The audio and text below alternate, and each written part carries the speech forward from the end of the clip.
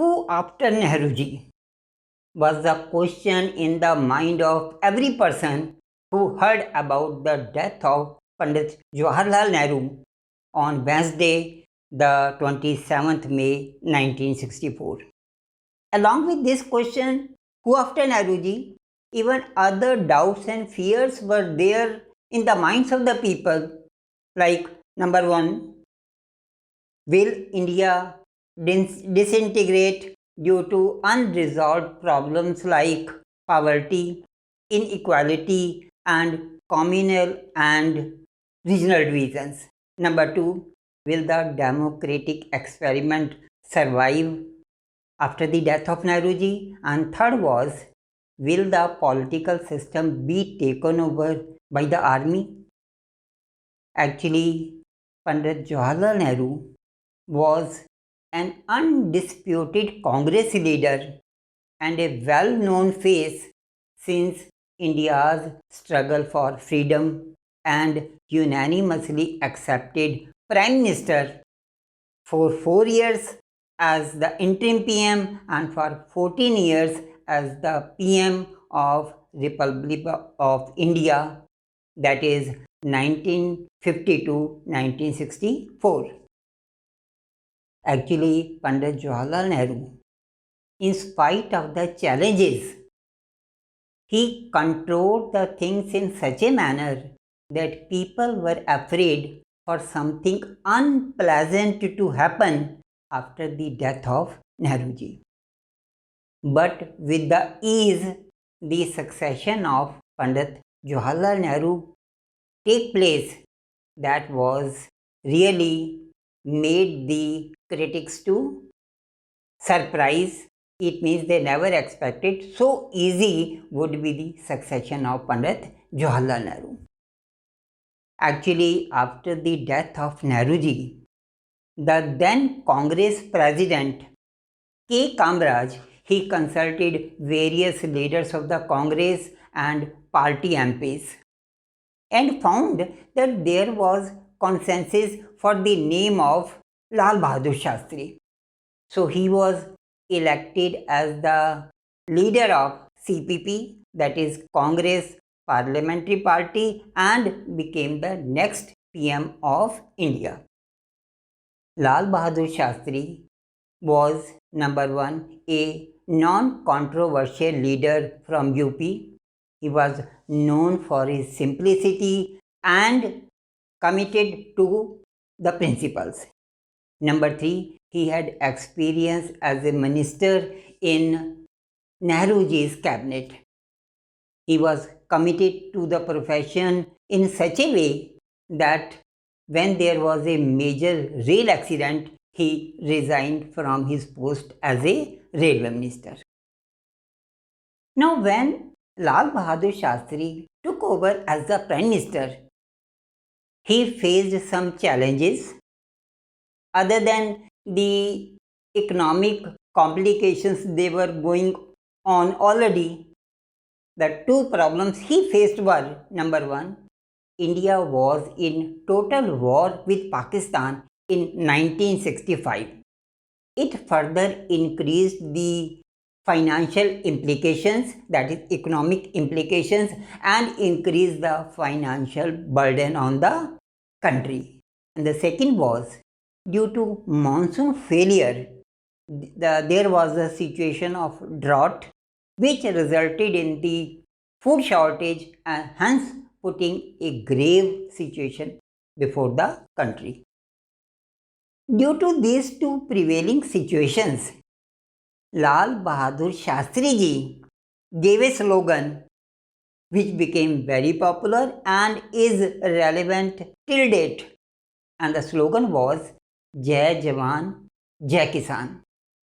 Jai Jawan, to honor those soldiers who fought well, bravely in the Pakistani War of 1965, and Jai Kisan, to motivate those farmers, those who are going to work hard, who should work hard to grow more food grains so as to meet the shortage of food in the country.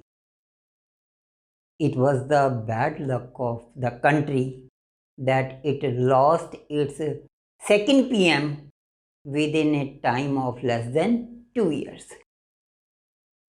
It was 9th of January 1966 when Shastri was in Tashkent, a city of then USSR, now the capital of Uzbekistan, to make an agreement to end up war with Pakistan. Next day, that is on 10th of January 1966, he was found dead in his room, perhaps due to cardiac arrest. Why I am using the word perhaps here is that his family members of Shastri, they never accepted this reason to be the cause of his death. And his cause of death always remained a matter of dispute. So after the death of Lal Bahadur Shastri, again there was a problem now to choose the successor of Lal Bahadur Shastri. With the ease, the succession of Pandit Jawaharlal Nehru had taken place and had proved the political pundits to be wrong. The succession of Lal Bahadur Shastri was a challenge within the Congress party. Actually, there was a tough competition between Morarji Desai and Indira Gandhi, who were in the race to be the successor of Lal Bahadur Shastri. Actually, both had their own merits to prove themselves to be the right candidate as to be the successor of Lal Bahadur Shastri. Let's count them. If we talk of Morarji Desai, he was an experienced senior Congress leader. Number 2, he was a minister in the cabinet of Pandit Jawaharlal Nehru. And thirdly, he was the ex-chief minister of Bombay state, the combination of today's Gujarat and Maharashtra. On the other side, the merits of Indira Gandhi were: number 1, she was the daughter of popular ex-prime minister or late prime minister Pandit Jawaharlal Nehru. Second, she actively participated in the India's struggle for freedom. Thirdly, she even once remained the president of the Congress party, that is in 1958. And lastly, she even had the experience as a minister, as an information and broadcast minister in the cabinet of Shastriji.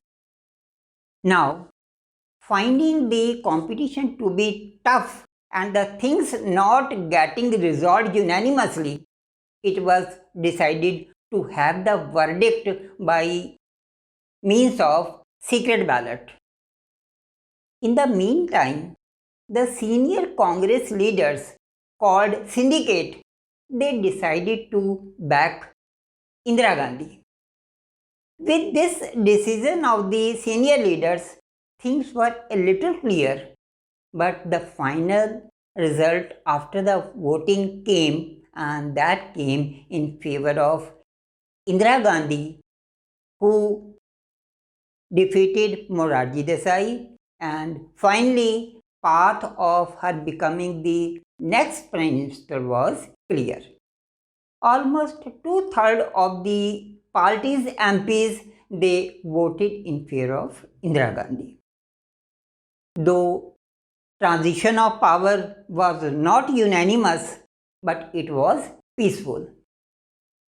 Political experts call it to be the maturity of democracy because the things were resolved under the process of democracy. Now, before moving ahead, it is very important to note here is this, that why the senior Congress leaders, they backed Indira Gandhi, means why did they decide to support Indira Gandhi in spite of their own fellow senior colleague, that is Morarji Desai. No doubt Indira Gandhi was politically active. She remained Congress president as well once in 1958 and even was information and broadcast minister in the cabinet of Shastriji. But the senior members thought that her political and administrative inexperience will compel Indira Gandhi to take their advice, that is, advice of the senior leaders, and they will remain in the center of power. Moreover, this time when the Congress was facing some challenges, and even just after 1 year, this was the time around 1966 January when the death of Shastriji took place and Indira Gandhi took over as a PM. Then after 1 year in 1967 around January and February, the elections were due. So they thought that when the Congress is already facing some challenges and the elections are due, then for taking many decisions, she will have to take their advice. Means again they were sure that they will remain in the center of the power. Means power will be in their hands. No doubt, Indira Gandhi became the Prime Minister, and again the challenges what she was facing was two challenges which she inherited during the tenure of Shastriji. Number one, being India in war with Pakistan in 1965, the financial burden was there on the country, and second was due to the monsoon failure, there was a situation of drought, and India was facing the shortage of food, and shortage of food had put the grave situation before the country. Third situation or problem was created by Indira Gandhi herself. Actually, under the pressure of United States, she devalued rupee. Means the US dollar, which was available for rupees 5, that is, which could be purchased just by spending 5 Indian rupees, now could be obtained by spending rupees 7. These problems in all, especially the last problem, that is the devaluation of the rupee, caused problems like price hike of the essential commodities. Number 2, increased unemployment and created food scarcity in the country. All these three things further resulted the burns and hurtles in the country, creating situation of lawlessness, and means there was the problem of law and order in the country due to these burns and hurtles. Second was that the Communist Party and the Socialist Party, they started demonstrations demanding for greater equality.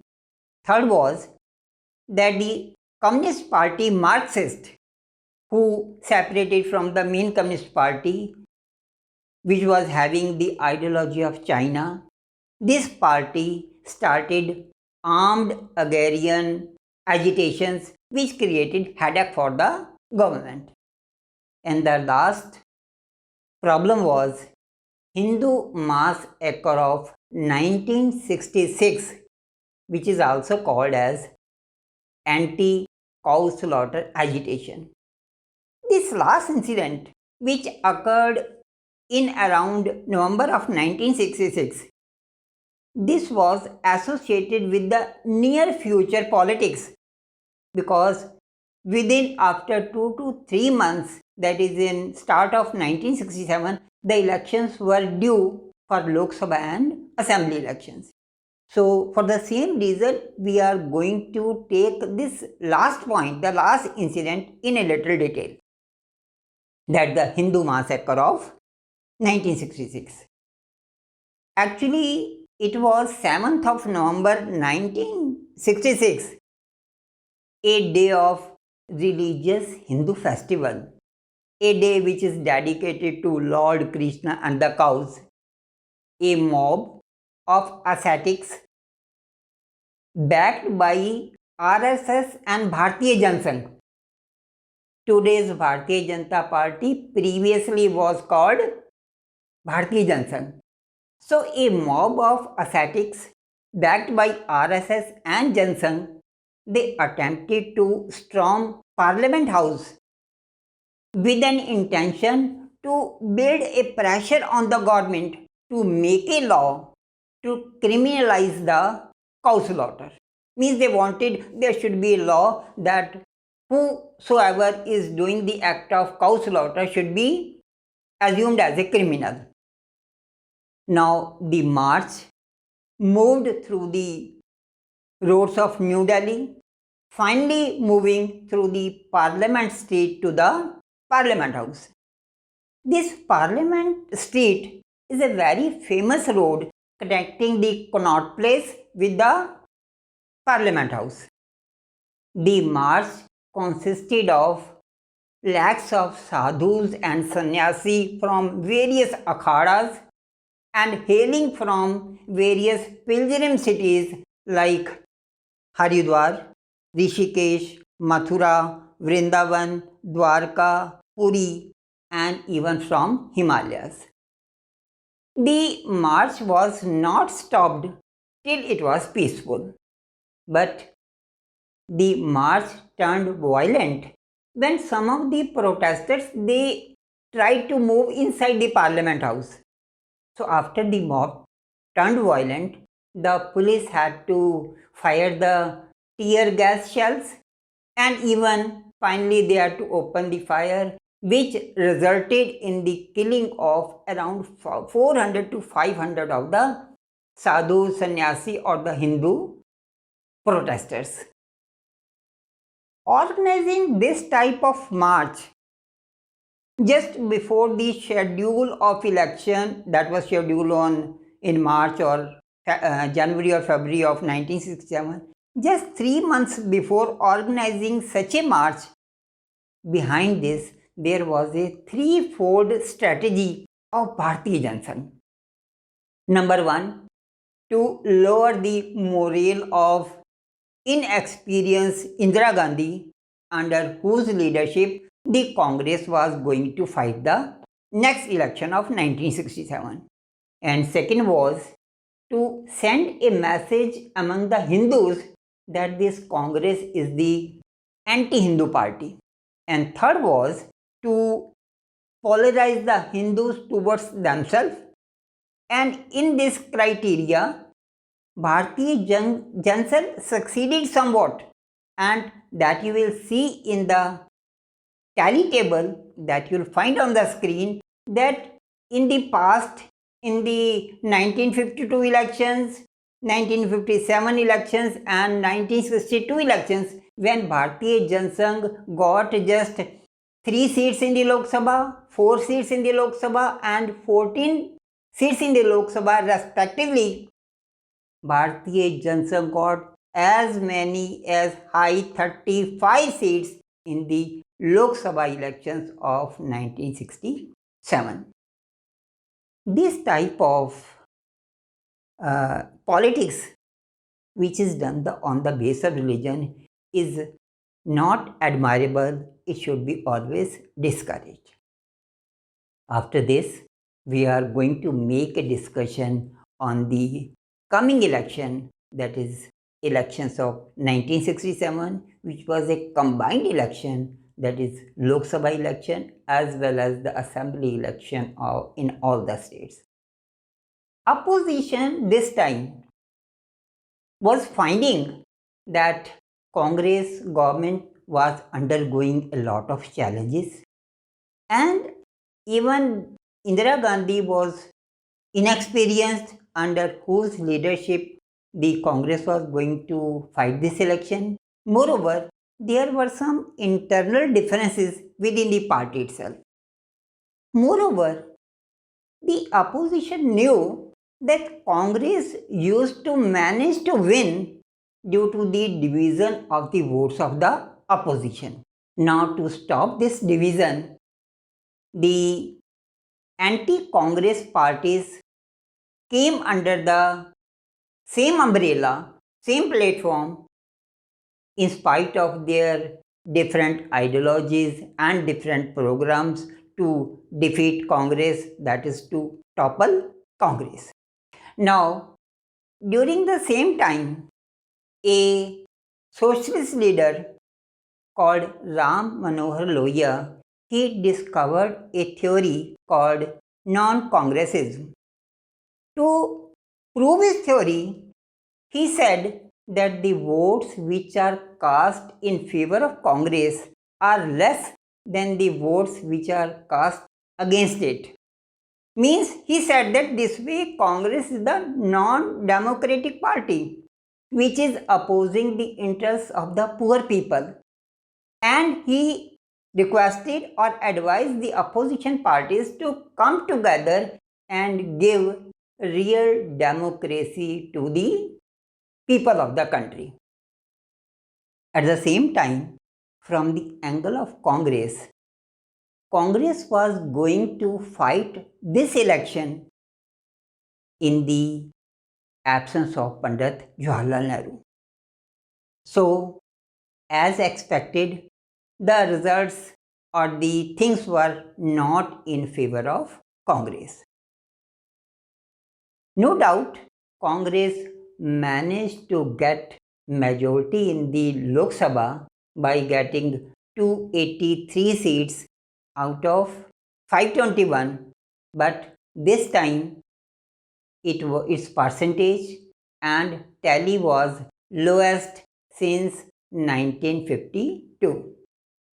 On the screen in the tally table, you can find that the Lok Sabha seats the Congress won in the various elections of 1952, 57, 62 were around 75%, while this time Congress in the Lok Sabha got just around 55% seats in the Lok Sabha.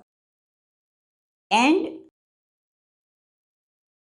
even many of the popular Congress leaders like K. Kamraj from Tamil Nadu and S.K. Patil from Maharashtra, K.B. Sahay from Bihar and Atulya Ghosh from West Bengal, they lost the seats in their respective constituencies, and the experts called this to be political earthquake. Even the situation in these states was worse. Congress lost in as many as 7 states directly, and in the 2 states it could not form the government due to the defections. Means people winning on the seat of Congress but leaving the party and joining some other political party. And the states, 9 states where the Congress lost it, they were Punjab, Haryana, UP, MP, Bihar, Odisha, West Bengal, and 2 in the south, that is Kerala and Madras state. The Tamil Nadu now previously was called Madras state. And a very popular joke got created in those days that you move from Delhi to Havana, on the way you will not find even a single state where there is a rule of Congress. In 1967 elections, a new term, coalition government, came into being. Actually, when a single political party is not able to get the majority, hence not able to form the government, then 2 or more than 2 parties join hands to form the government with minimum common program. Now, in spite of the difference of the ideologies and the programs,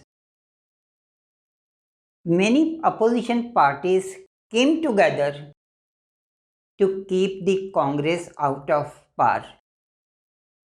These governments, in the local term was used SVD governments, that is Sanyukt Vidhayak Dal governments, but basically the political term which is used for such combination governments is called coalition government. For example, in Bihar, SSP, PSP, Bharatiya Janasangh with the right ideology and the Communist Party with the left ideology, they joined together, they joined hands to form the government. Similarly, in Punjab, two factions of Akali parties, that is Sant Group, Master Group, then Bharatiya Janasangh, Bharatiya Kranti Dal, etc. They join hands again to form the government there. Though they formed the government, but later on in this topic itself, we will discuss that how they were not successful. But before that, we are going to discuss the another term which came into being in these elections other than the coalition government, and that term was defection. Actually, when an elected representative who wins on the symbol and the ticket of a particular party but leaves that party and joins some other party comes under the case of defection. And such a defection case in local term or in the funny term is called Ayaram Gayaram. How this term came into picture, how this term started, there is an interesting story behind it. Let's understand what's that. Actually, in these elections of 1967, a Congress MLA, he changed his party 3 times within a time of fortnight, that is within a time of 15 days. Actually, after getting elected on the Congress ticket, he left Congress and joined United Front. But within 9 hours, he left United Front, again came back to Congress, but rejoined United Front after leaving Congress again. The name of this elected representative was Gayalal. Actually, when he left Congress, joined United Front and again came back to Congress, a prominent leader from Haryana called Rao Birender Singh, he called a press conference in Chandigarh and said, the Gayaram is now Ayaram. And from then only, this term or the funny term has become popular for the people who leave their parent party and join some other party. Though law has been made to stop such practices called anti-defection law, but loopholes are always there and the parties, they keep on trying the breaking such elected MLAs of the rival parties, and this act is called horse trading. Though we know that the situation of Congress was not comfortable in the case of the 1967 elections, especially in the case of states, but even the things were not very cool on the side of the opposition, because these coalition governments, they didn't last for a long, either due to the difference of their ideologies and programs, either the coalition combinations change or ultimately the president rule had to be imposed over there.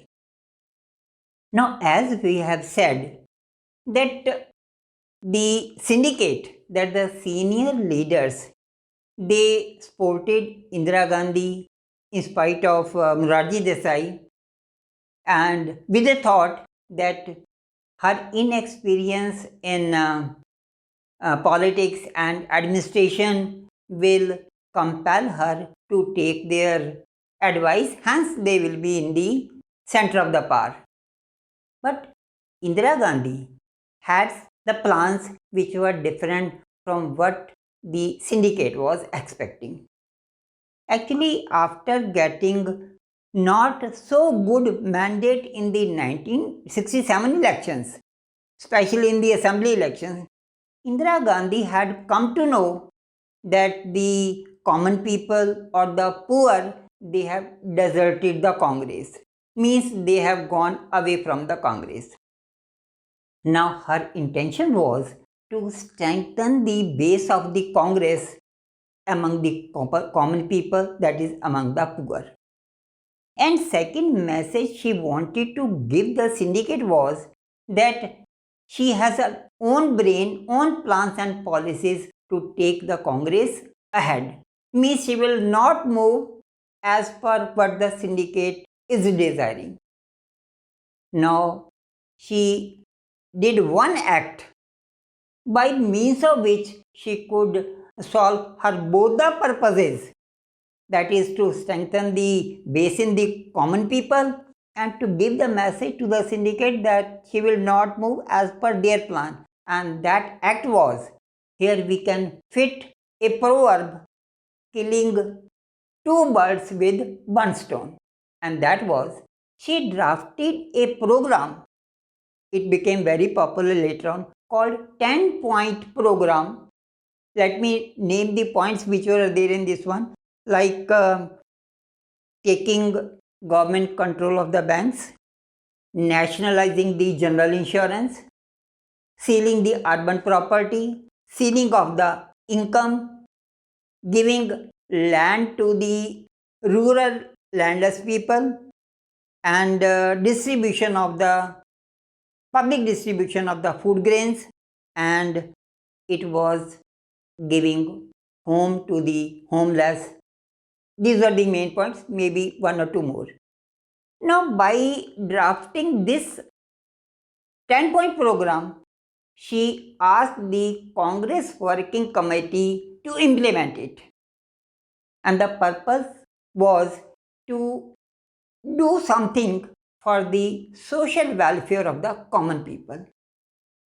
Now, the Congress Working Committee, which consisted mainly of the senior members, that is syndicate, they didn't say no to implement the program because they never wanted to make their image that they are against the social reforms, but internally they had the reservations.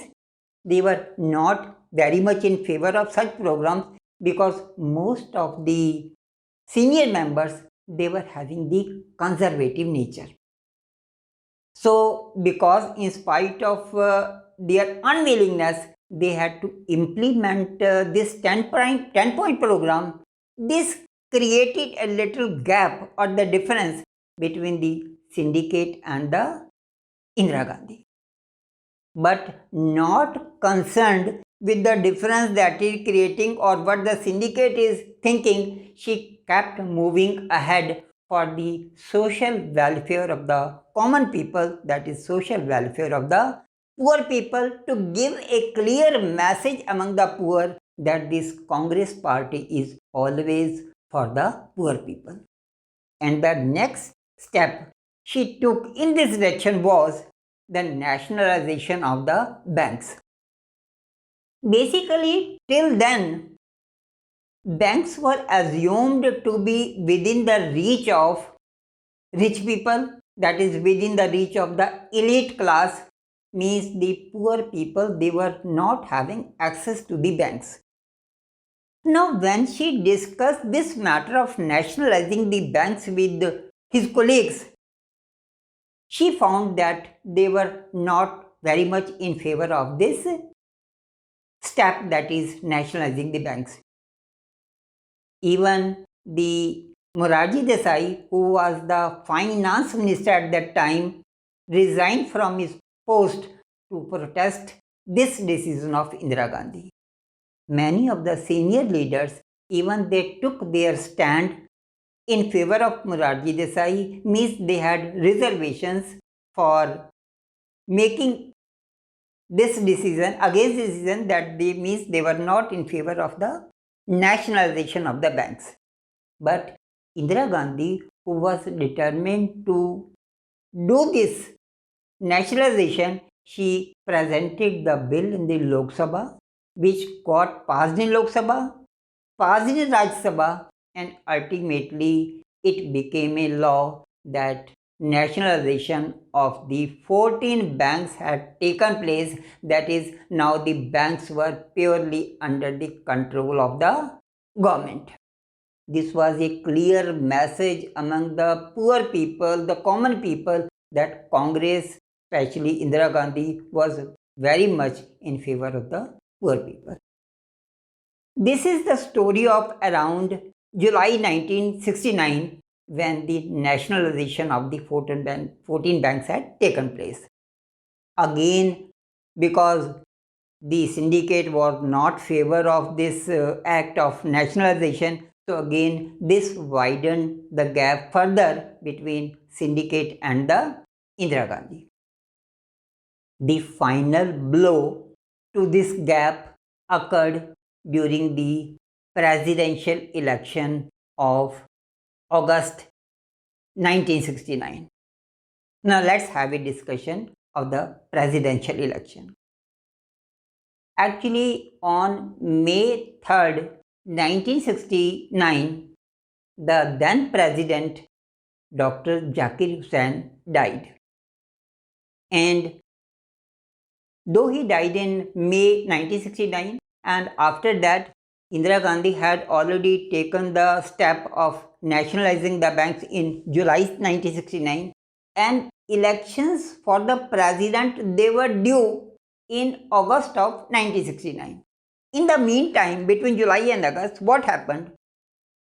Because the syndicate was not very much happy for this nationalization being done by especially Indira Gandhi, what did they do? They nominated Neelam Sanjeeva Reddy, the then Speaker of the Lok Sabha, for the official candidate of the Congress for the post of president. Knowing that Indira Gandhi was having reservations for Neelam Sanjeeva Reddy, means Indira Gandhi was having some differences with the Neelam Sanjeeva Reddy, even then they declared the name of Sanjeeva Reddy for the post of president.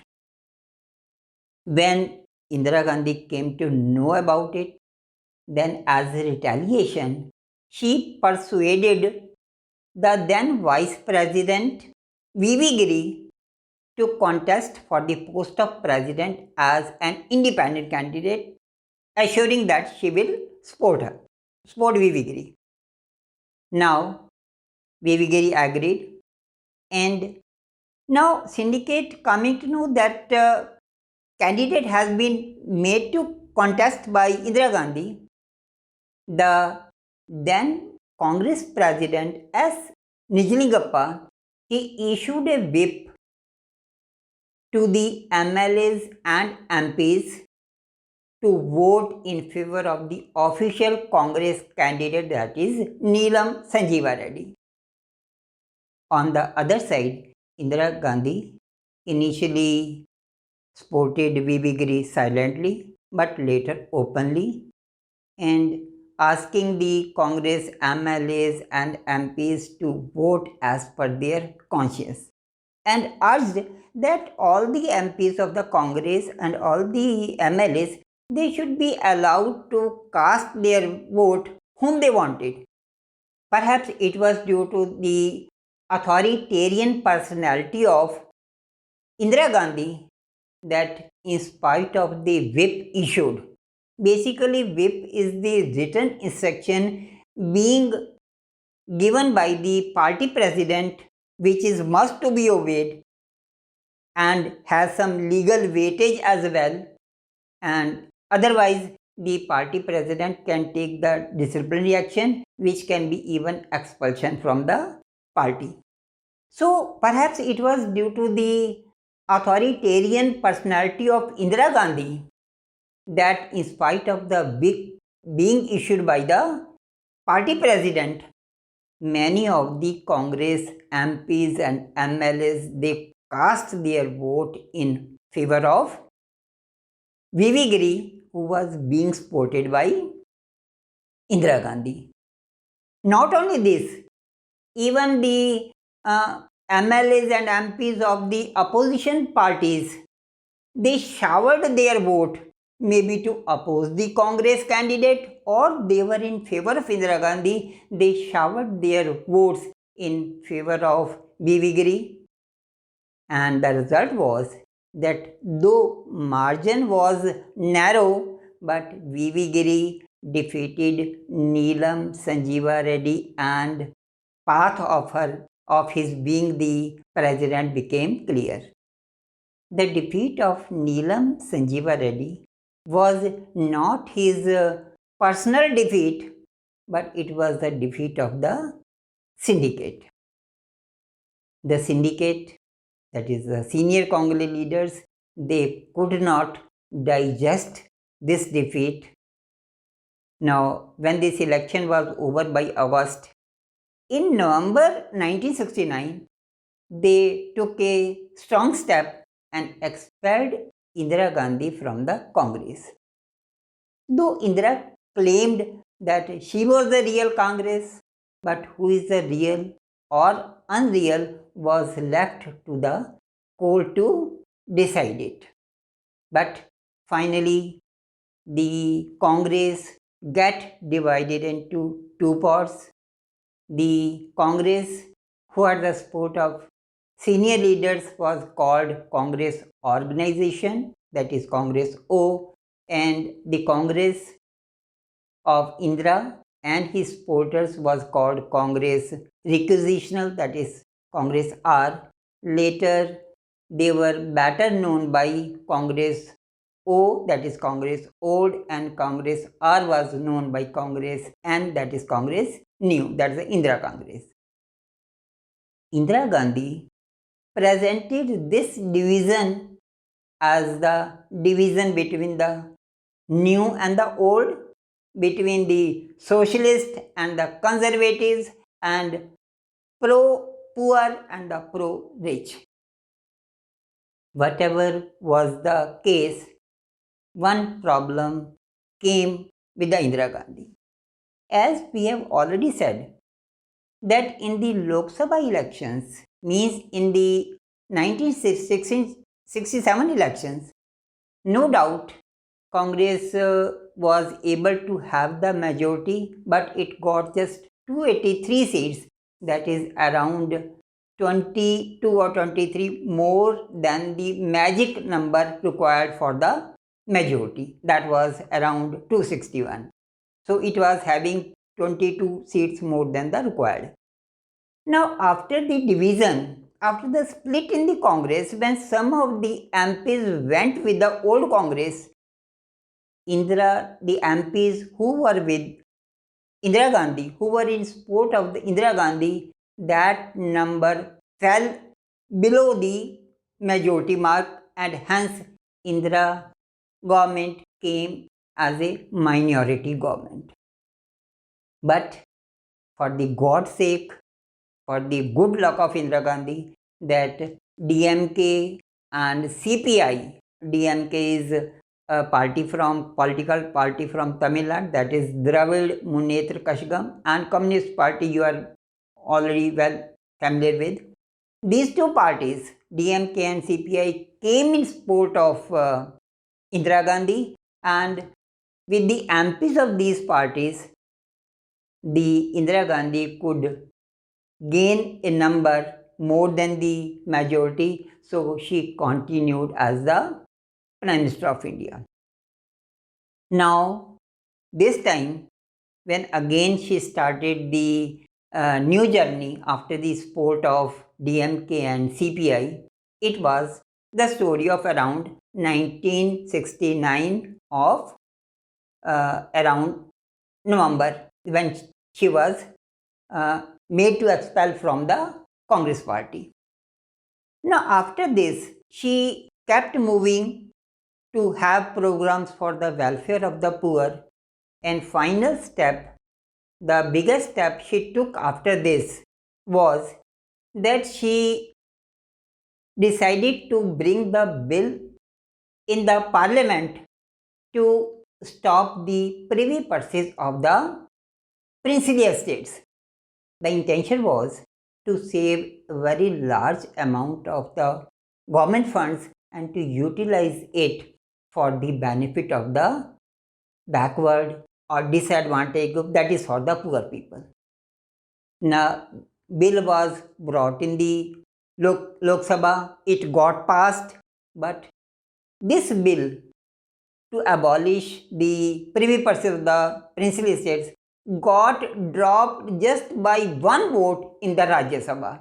Ultimately, this bill could not be transformed into law, but Indira Gandhi was able to deliver the message that she tried, means she is in the favor of the common people, though she could not succeed in making it a law. This is a story of around November 1970. And still there was a time of around more than 1 year for the next election to occur, which were as per schedule they have to occur in January or February of 72, because the last election occurred in January or February of 1967. Now, but after the fall of the bill, this privy purses bill, she just thought that this way, when already she is walking on the crutches of DMK and CBI, she won't be able to take bold steps. Means she won't be able to make decision as she wants. So she decided to request the, or you can say advise the President VV Giri to dissolve the Lok Sabha and have the elections of the Lok Sabha. And she advised that election should be taken in around February or March of 1971, because she has given to advise the Lok Sabha in around December of 1970.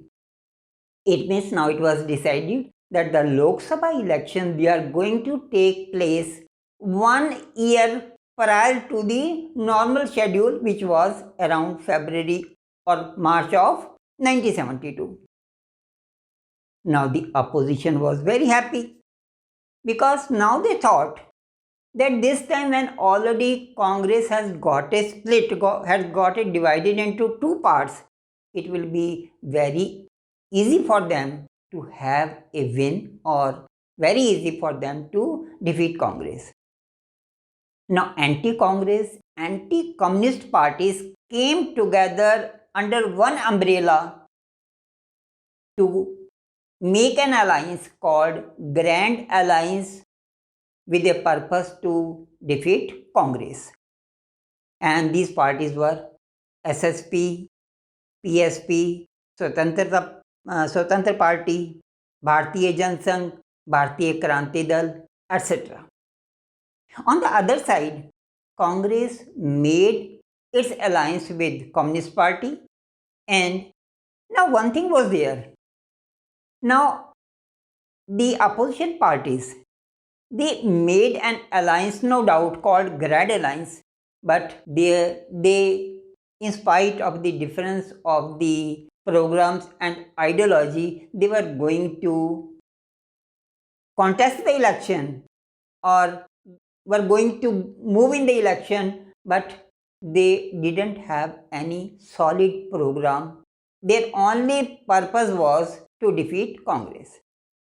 Now Indira Gandhi now wanted to have the benefit of the situation, and she wanted to give the message among the people that in spite of any solid ideology or program, the only agenda of the opposition party is Indira Hatao.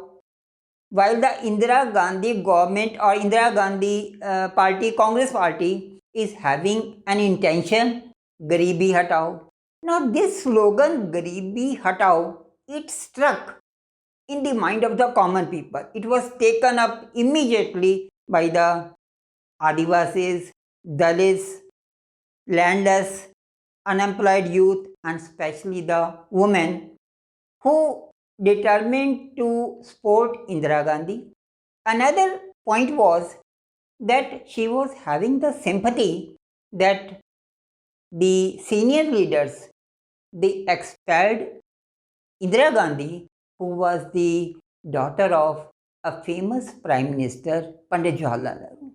So both the things they went in favor of Indira Gandhi. A wave started in favor of this new Congress, and in the election of 1971 Lok Sabha that occurred around a year prior to the schedule, the results were surprising, and this Congress alliance won as many as 375 seats, in which Congress won 352 seats and its alliance Communist Party of India got 23 seats. On the other side, the Grand Alliance they got just 40 seats, and the position of Congress old was still miserable, who just got 16 seats. During this period only, a political and military crisis started in our neighboring country, that is East Pakistan.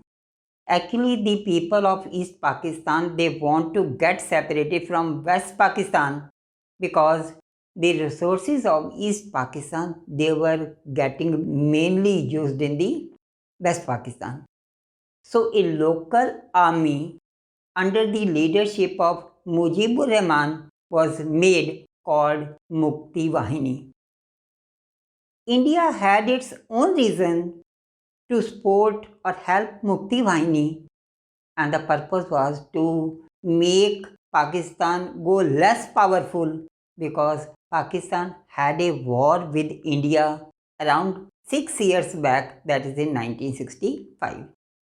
Now, Pakistan alleged that India was supporting the East Pakistan in its struggle for liberation and attacked at both the fronts, that is in the east and the west, and both the territories. No doubt, India fought well, fought bravely, and it was due to the Indian diplomacy or the diplomacy of the India that around 1 lakh soldiers they surrendered along with their army head, that is General Niazi. Before surrender, General Niazi handed over his badges, his belt, and his .38 revolver and signed the instrument of surrender in the presence of his Indian counterpart, that is General Jagjit Singh Arora. These events sent a message among the at the international level. So, with these events, Indira Gandhi not only became popular at the national level but also at the international level. Even the opposition leaders they started admiring Indira Gandhi for her statesmanship. Now, it was due to the popularity of Indira Gandhi that Congress swept almost all the states in the assembly elections. Now, actually, Congress they won the Lok Sabha elections of 71 and even the assembly elections of 1972 by so this way Congress restored its position or proved its dominance in the center as well as in the almost all the states which it had lost in 1967. So by winning the Lok Sabha and the assembly elections, it restored its position, but this restoration was mainly due to the personality of Indira Gandhi. Congress no doubt became popular among Dalits, Adivasis, the landless, but it lost in the organizational network. That is, this was not the Congress who had the capacity of accommodating the people with the difference of opinion. So, win of the Congress was due to the strategy and willpower of the Congress, and she proved further that she was a political personality who, for which there was no example in the past. In such cases, when a party dominates due to the personality of one particular person, then the political aspirations they are not met. That is, political aspirations they die out. That is what happened with the Congress, that due to the personality of one person, the fate of the Congress that remained associated with the thinking and the decision of just one person, and that was Indira Gandhi. If we correlate it with the present scenario of 2021, this is what is happening with Bharatiya Janata Party. I'm not comparing between the personality of Indira Gandhi and Narendra Modi, but I'm talking of the circumstances where the popularity was of Indira Gandhi and the fate was being decided that time by Indira Gandhi, and this time it is happening with the Bharatiya Janata Party, where fate of Bharatiya Janata Party is purely in the hand of one person, and that is Narendra Modi.